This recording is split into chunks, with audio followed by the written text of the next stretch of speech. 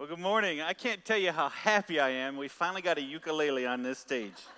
How great was that? No, they did a great job. I was just laughing backstage with Connor. What a good song. What a good job they did. I'm Jeff Forster. I'm one of the pastors here, and we're thrilled that you decided to come out. We know you could have been doing 1,000 other things here at the end of summer, and instead you decided to join us this morning. And so we hope that this is an encouraging message, a challenging message, as we talk about living our best life. That God gives us so many instructions about how to maximize every area of our life. And it makes sense if He's the architect of life, He would know the parameters, the best parameters within which our lives would operate in every specific area, whether we're talking about finances, which we'll talk about next week, or family and friends this week, talk about fitness, we talk about faith, talk about all those different things.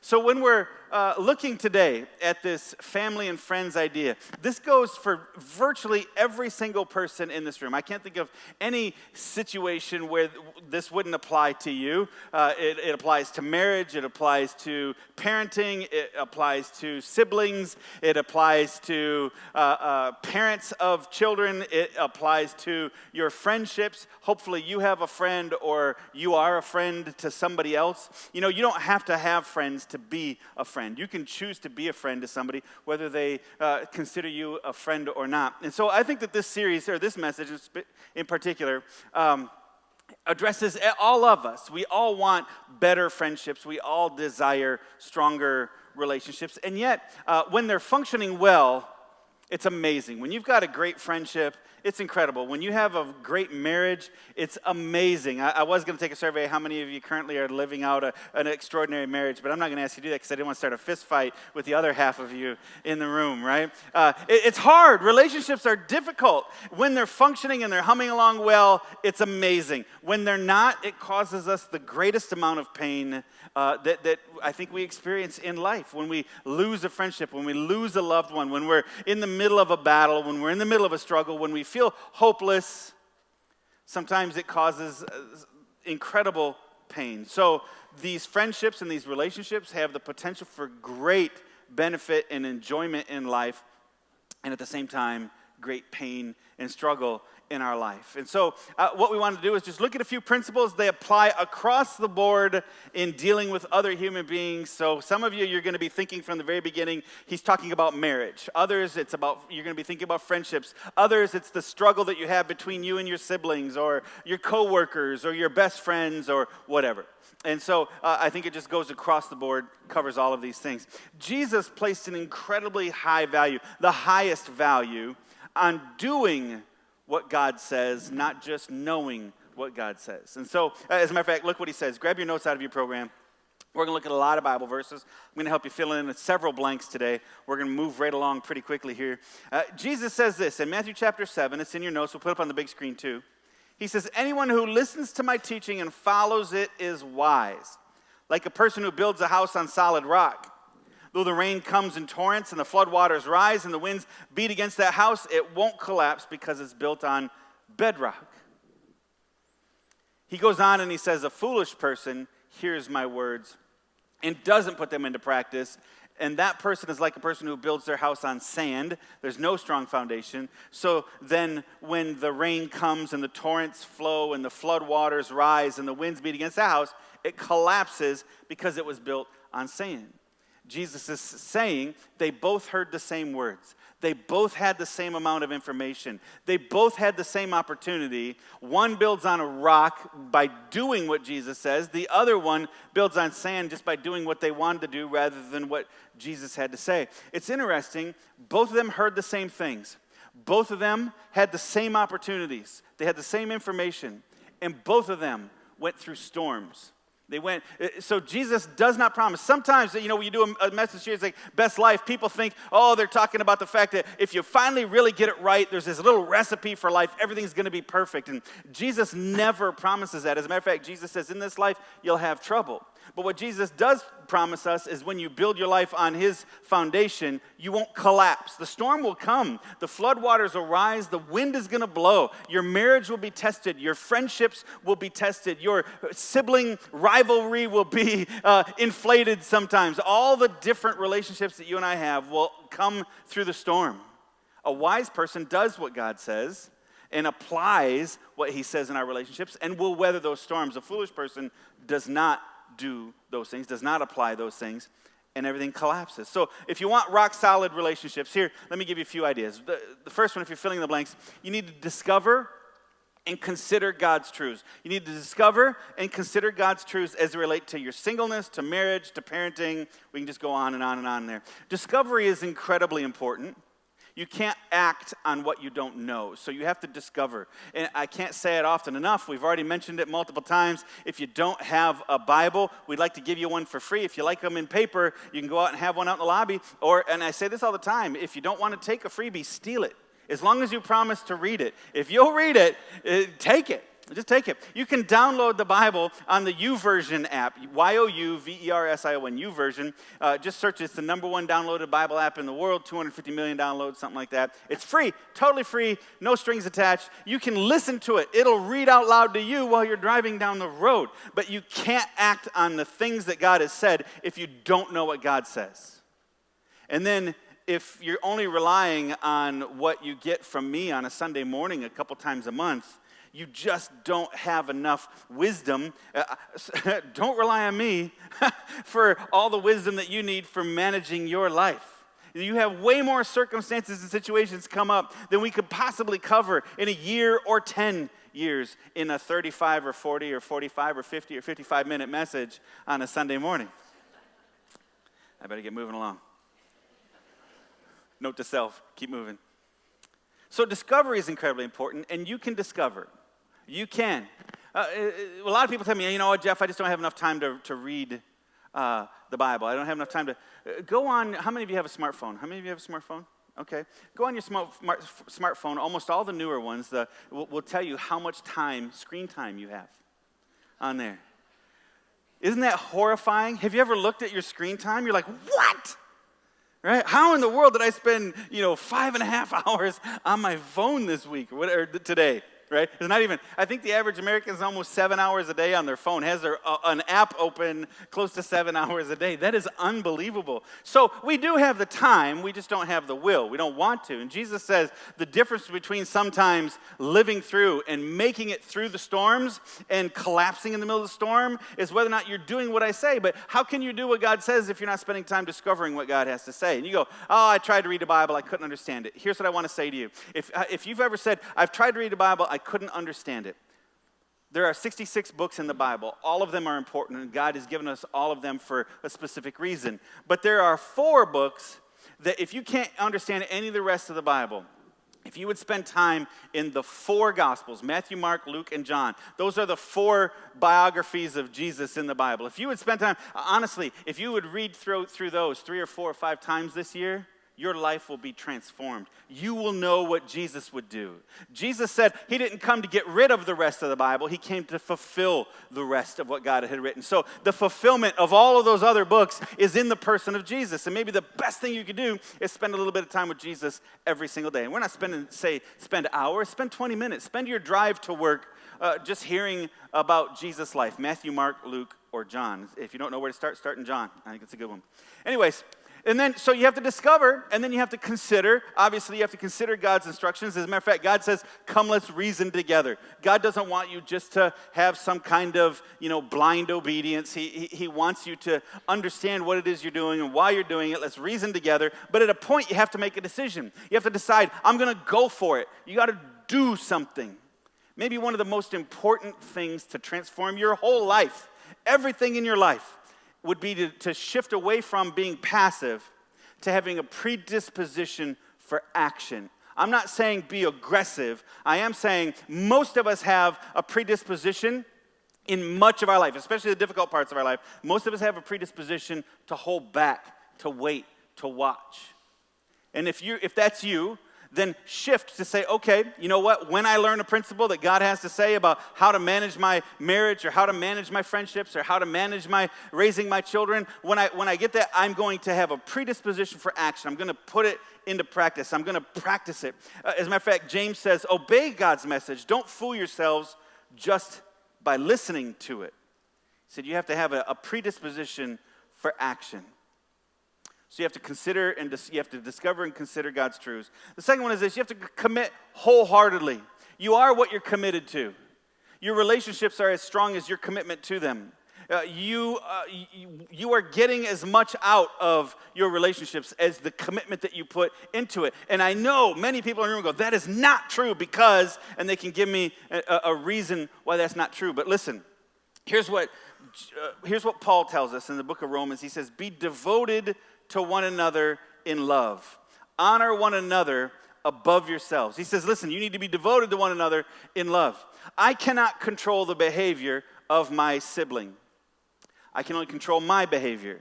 I can't make them be devoted to me, but I can choose to be devoted to them. So the question is not, what kind of sibling relationship do I have? The question is, what kind of sibling am I going to be? Does that make sense? I can't control my spouse. She controls me, but I can't. I've been trying 26 years. I haven't been able to figure that out yet. I just say, yes, ma'am. We had 5 days off this week, and I was all excited. Hey, let's go to Mackinac. Let's go do something. And she says, I've got this chore and this chore and this chore and this chore. And so I am so glad to be back at work. Let me just tell you, it's worked me to death this week. No, we had a good time. Anyways, I can't control my spouse. All I can do is control what kind of spouse am I going to be, right? I can't make my marriage be great. All I can do is be a great spouse. That's it. And then the part that I am not in control of, I have to give to God. That's what I have to do. So I'm going to be a great spouse. I'm going to try to be a great spouse even when I can't control. I can't control my children, but I can control what kind of parent am I going to choose to be in this. I can't control my coworkers. I can't control my boss, but I can control what kind of employee I'm going to be. I can control what kind of boss I'm going to be. Does that make sense? So 50% of the relationship is you. And then how much of our relationships break down over time, not in a sudden moment, but over time, because of a lack of communication, because of mild grudge holding. We're just not going to talk for the next couple days, and all that kind of stuff. It doesn't happen suddenly, hardly ever. Sometimes it does, but not hardly ever. It goes instead with a gradual breakdown. So if I'm working hard at being the best spouse I can be over a significant amount of time, or the best parent I can be over a significant amount of time, that can become very transformative in the rest of the relationships that we have, the friendships that we have. This word devoted, be devoted. Circle that word devoted in your notes. Be devoted to one another. The Oxford Dictionary says it's about being very loving, being very loyal. You've heard the phrase, he was a devoted husband, whatever. It's talking about being faithful and true and constant and those kinds of things. It's also, the word devoted can also be defined as being given over to the study of. Given over to the study of. You want to be a great parent? Maybe you need to study parenting. And then discover the personality type and the way that your child behaves and what gets them excited and what gets their attention and what discourages them and what crushes them and what encourages them. Become a student of it. We study so many things. Some of you spent more time studying birds. Some of you spent more time studying how to train your dog than how to train your kids. And so your dogs obey and your kids are running wild through the neighborhood. Right? I'm testifying on that one. No. It's what happens for us. We study what's important to us, and we tend to retreat from the things that get more difficult and a little scarier. And so we have to be devoted to the study of our friendships or our marriages or our children. If you're in a relationship right now, if you're married or if you're engaged, maybe you read Gary Chapman's book, The 5 Love Languages. It's a fantastic book that talks about how different people accept or receive encouragement and love in different ways. I can't tell you how many times I've sat in counseling sessions with people struggling in their marriage, and she's like, I just don't feel loved by him. And he's like, what do you mean? I'm working my fingers to the bone, and I give everything I have, and all my time goes to you. And what she's saying, what he's saying is, me giving of my time and me giving of my resources, that's how I'm demonstrating my love to you. And she's saying, but for her love language is, acts of kindness, doing the chores around the house, getting other things done. So where he is giving love his way, she's not receiving love her way. He's like, she hasn't even given me a look. She hasn't touched me in a year. And she's like, what do you mean? I fix your dinner, and I do the laundry, and I get the kids to school, and all this stuff. And so she's expressing love in one way, and he's expecting another. There's 5 major love languages. Maybe the most important thing you could do for your marriage is become a student of that. Figure out what it is that your spouse, figure out what it is that the person that you're engaged to, figure out what your friends are, how they receive love. Because we tend to offer love in the way that we like to receive it, rather than offering love in the way that they best receive it. Does that make sense? So you have to become a student of it. That's what it means to be devoted to one another, is to be given over to the study of. Also, being devoted means to give all or a large part of one's time or resources to a person or an activity or a cause. You've heard people say, I want to devote more of my time to golfing. I want to devote more of my time to my education. I want to devote more of my time to my family. What it's saying is I want to give more of my time. I want to give more of my resources. I want to give more of my focus over. And so God says here, be devoted to one another in love. What he's talking about is commitment, this wholehearted, I'm a devoted student, I'm loyal, I'm committed, and I'm all in with regard to giving my time and my resources to make this relationship work. And then we have to listen carefully. You're feeling it makes. We have to listen carefully. For those of you that are talkers, that's a hard one. I'm testifying on that one too. This whole message, I didn't write this message. Pastor Tom wrote it up in our Emily City campus, and I read it. I'm like, I don't want to preach this one. Have somebody else preach it. This whole thing is like he's been looking in my windows saying, let's just write all the bad stuff Jeff does in his relationships. I heard somebody say one time, God gave us one mouth and 2 ears for a reason. He wants us to listen twice as often as we speak.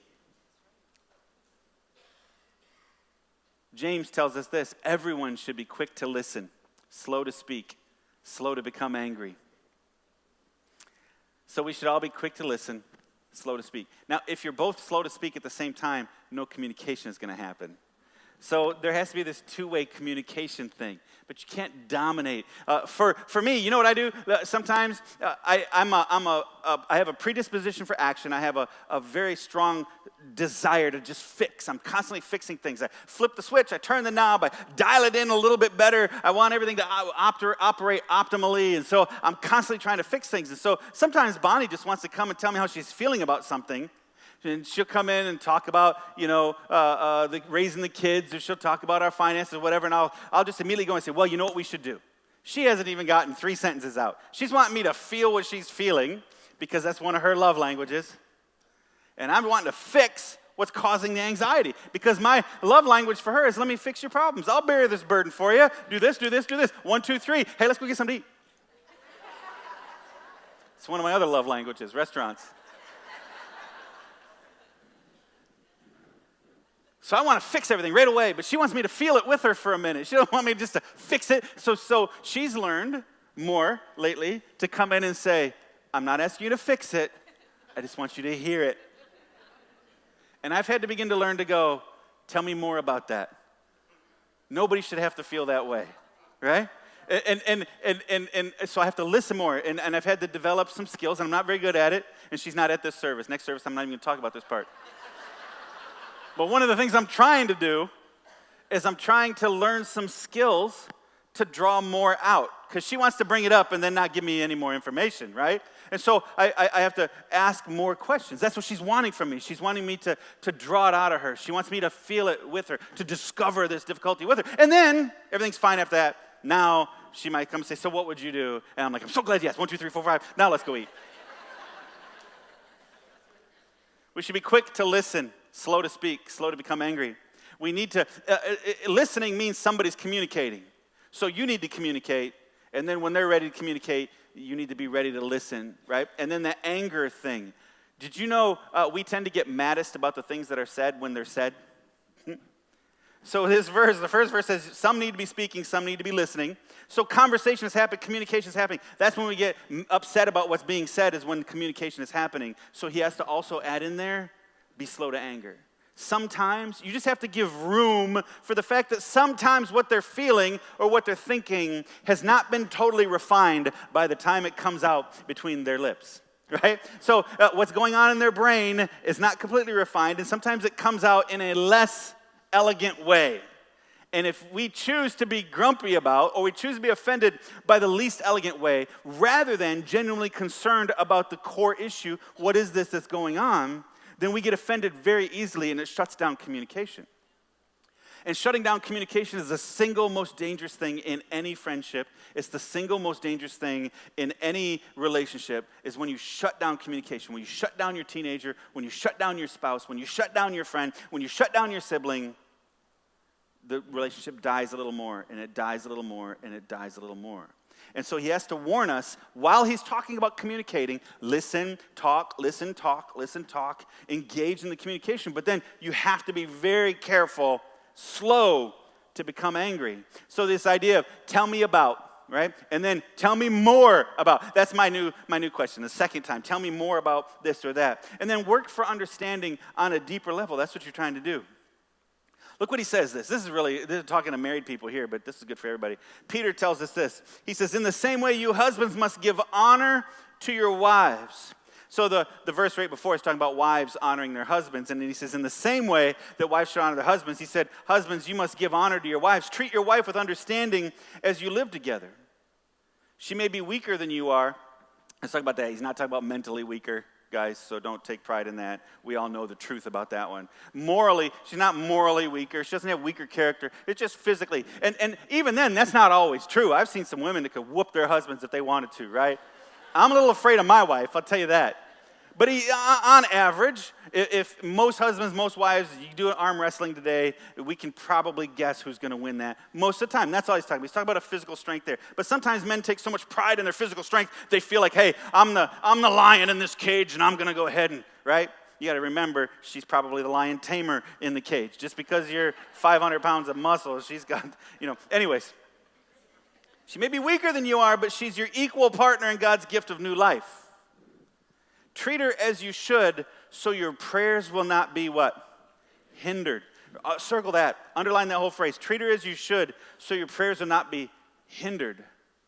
That is an unbelievable statement. Did you know you could have spent all day yesterday listening through or reading through the entire God. You could have read the whole New Testament yesterday.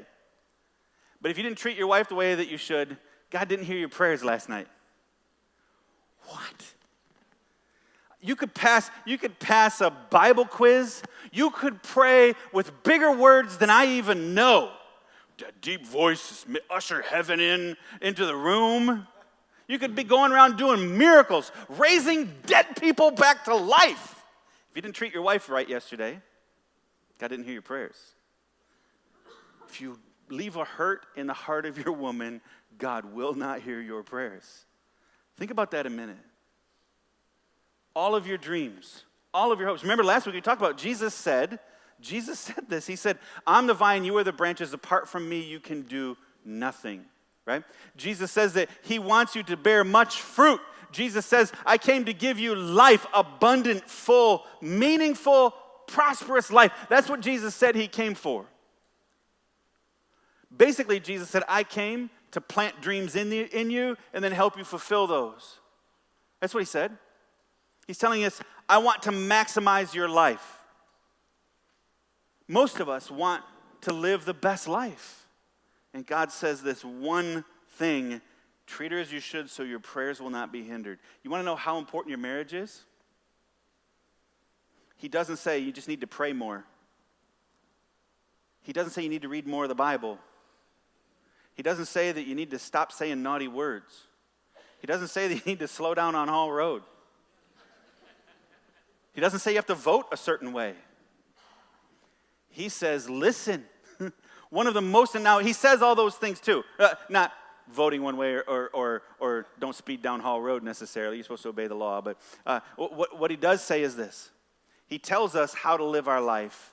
And the thing that we kind of put off to the side, maybe the easiest one for us to be so proud about how we're acting everywhere else, and the easiest one for us to ignore is the one that we spend the most time with, the one that we've lived the longest with, the one that we made a commitment to so long ago.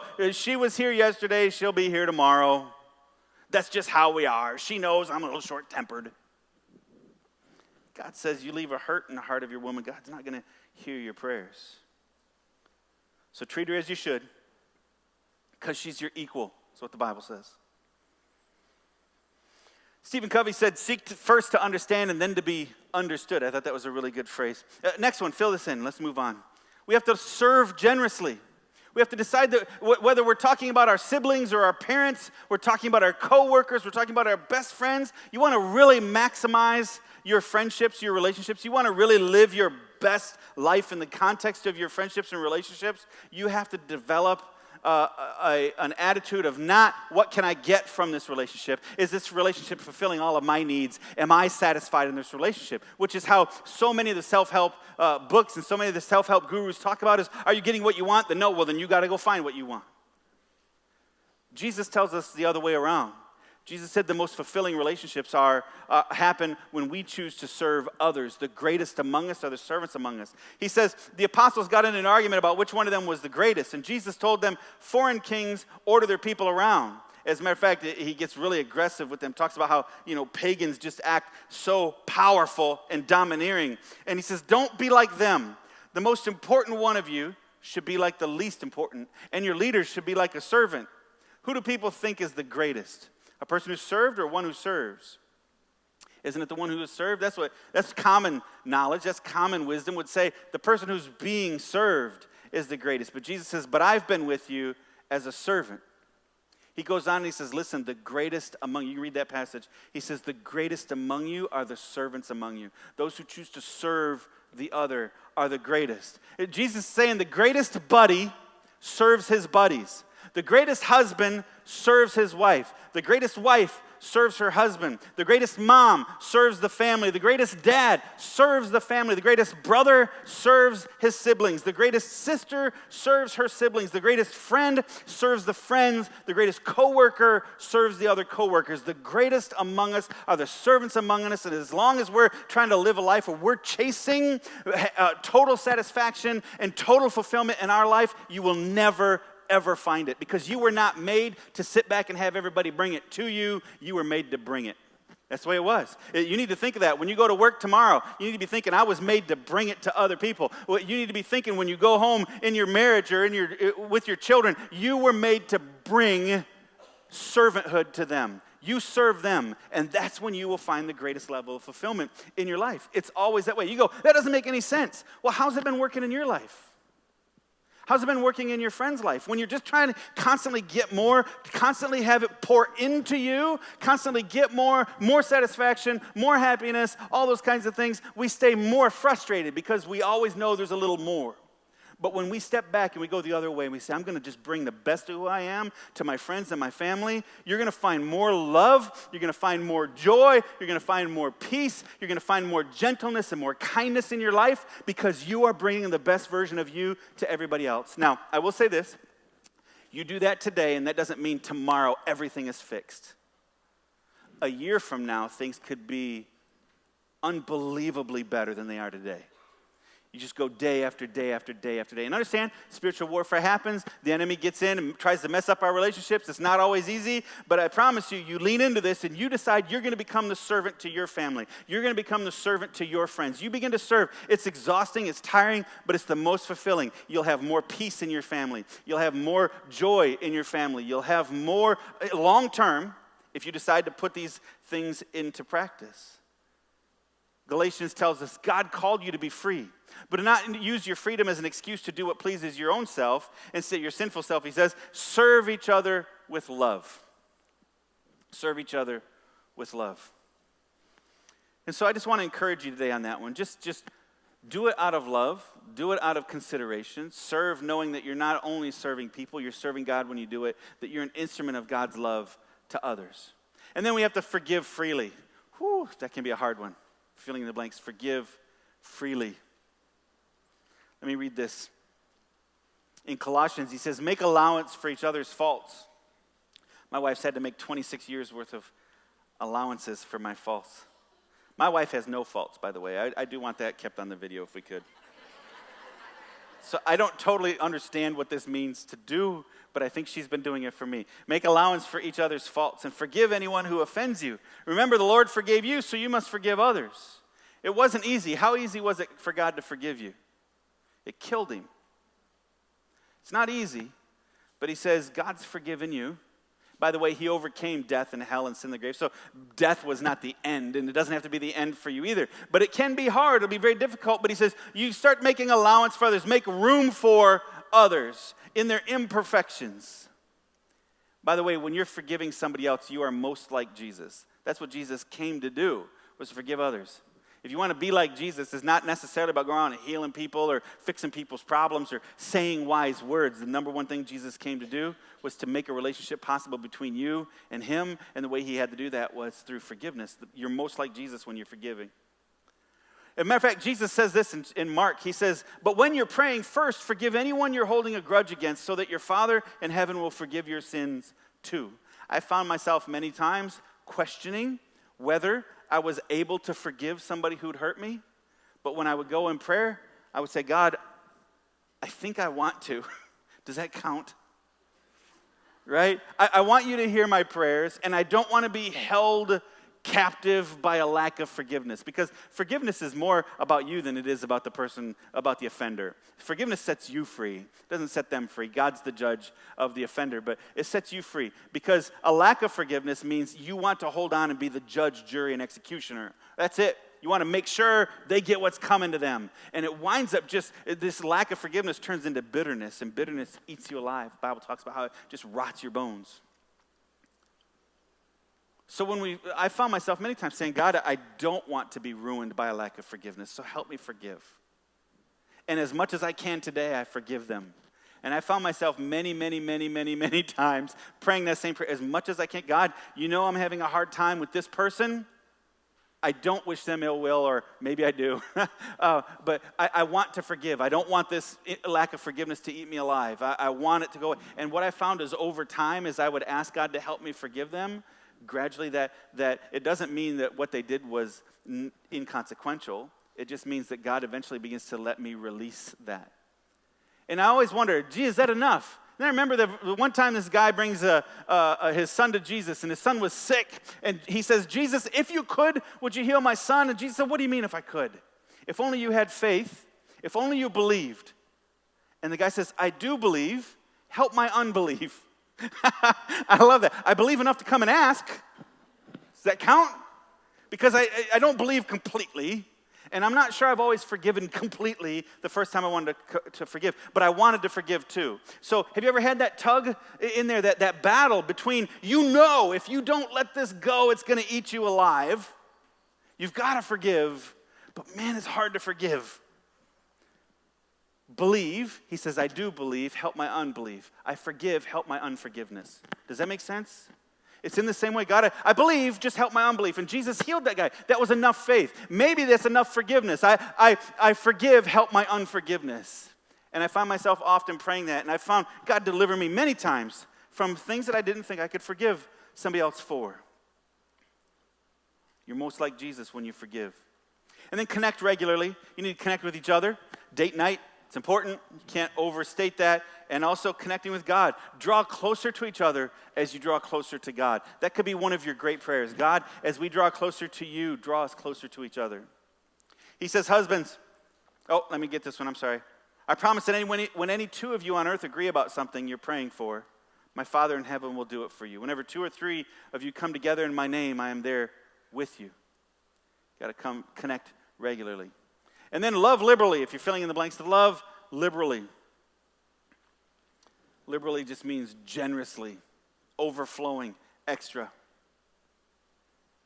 Husbands, love your wives as Christ loved the church and gave himself for it. That's a big one.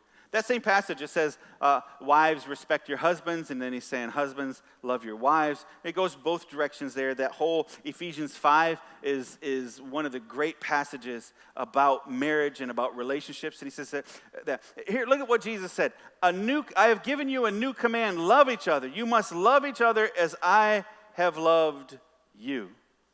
What does it mean? So the perfect love is not just romantic feelings. That is a form of love, sure. It's not the highest level of love. In English, this is a difficult word in English. In English, I say I love my wife, and I love God, and I love sausage biscuits. Right? We just say love. And when you really mean it, you mean I love that, right? But in Greek, that this language is written in, there's many versions of the word love. So eros, it talks about erotic love. It's a physical love. Phileo, it's where we get the word Philadelphia from. That's a friendly love, a best friend kind of love. There's all these different ways to say love in Greek. And the highest level is agape love. Agape is God's love, the way that God loves. And this is what God calls us to. God calls us to love people like he loves us. This isn't loving each other, like we love, like Trey loves the Saints, right? Or like we love our puppy, or like we love sausage biscuits. And we know that, right? We do. We know that. But because we only use one word to talk about it, sometimes it's hard to plumb the depths of that. So when we pull back, we go, okay, agape kind of love, this love that God gives. How does God love? He says, love as I have loved you. What does that mean? Jesus put you first, not himself. He said, I came to serve, not to be served. Jesus chose to forgive you even before you asked for forgiveness, even before you knew you needed forgiveness. Even many of us still aren't convinced we need that much forgiveness, and yet he was willing to do whatever it took. He gave everything for you. And it's interesting, Jesus did not wait for you to come and ask him. Jesus just began fixing this broken relationship. He didn't wait for you to realize the relationship was broken. He didn't wait for you to figure out that the wheels were coming off. He just began offering the very best of who he was to you before you even knew you needed it. He came looking for you. He didn't wait for you to come looking for him. He chose you. You didn't choose him. And he did whatever it took to make things right between you and him, even though it cost him everything. And so here's the thought. If we're ever going to live the best life God's designed for us with regards to our relationships, we'll need to keep our eyes on Jesus. I can't be the best father. I can't be the best friend. I can't be the best boss or coworker. I can't be the best husband. I can't be the best sibling. I can't be the best son that I can be without Jesus, because apart from him, I can do nothing. And instead, look at what Hebrews tells us. The author of Hebrews says, since we're surrounded by such a great crowd of witnesses to the life of faith, talking about all those that have gone on before us, let us strip off every weight that slows us down, especially the sin that so easily trips us up. You know what that means, strip off every weight that slows us down. When you're going to go out and run a race, when you're going to go out and play sports on an elite level, when you're going to go work out, you don't go with your biggest, heaviest blue jeans and your heaviest outfit and put on your winter coat, do you? No, you put on some good fitness clothes, some tight-fitting things so that it doesn't get in the way, it doesn't distract, so that you can just strip off all those things that are holding you back. And that's what he's saying, is get rid of all the non-essentials. Get rid of all those things that are slowing you down, especially the sin that so easily trips us up, and let us run with endurance. Listen, if you want great relationships, it's going to take endurance. It's gonna. Just because we offered a few ideas today and you decide you're going to implement them today doesn't mean it's going to be fixed today or tomorrow. This could be, you got to be in it for the long haul, and that's why we talked about commitment at the beginning. It takes commitment. He said, run with endurance the race that God has set before us. God gave you these relationships, and this is part of the race that he's put in front of you. And we do this, how? By keeping our eyes on Jesus, the champion who initiates and perfects. That word perfect means completes our faith. It requires Jesus. Jesus said, apart from me, you can do nothing. And so if we're going to make all these other things work, we have to understand we have to run with endurance. And the only way we can do that is to keep our eye on the prize, keep our eyes on Jesus, the author and the finisher, the champion who initiates and completes our faith. Can I pray with you? Father, we want great friendships. We want to be a great friend. We want great marriages, which means we need to be great spouses. We want great families, which means we need to be great siblings. We need to be great sons and daughters. We need to be great husbands and wives. And we know that we're only 50% of the equation, but God, help it not be us. Help us to clean our side of the street. Help us to be the very best that you've made us to be, and to offer our lives as a servant to the people that you've put in our lives.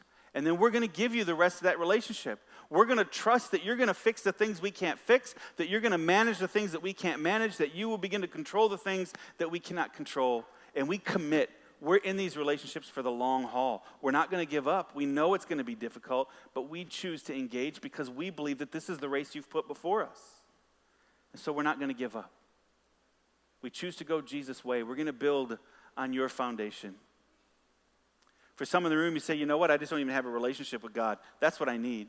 The Bible just says we have to understand we're sinners, but Jesus paid the price for our sin. And if we'll ask him to be the boss, the king, the Lord of our life, he'll do it. It's simple as a prayer. I prayed a prayer like this. Maybe you pray a prayer. Maybe you say, God, I live my life my own way. I know I'm a sinner. But I believe that Jesus paid the price for my sin, and he rose again so that I can have a new relationship with you. Jesus did everything so that I could know you. So Jesus, today's my day. I give you my past. I confess my sin. I invite you into my life today to be the Lord, the King, the boss of my life. And I ask you to give me confidence, hope in eternity because of what you've done for me.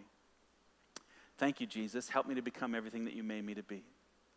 In Jesus' name, amen.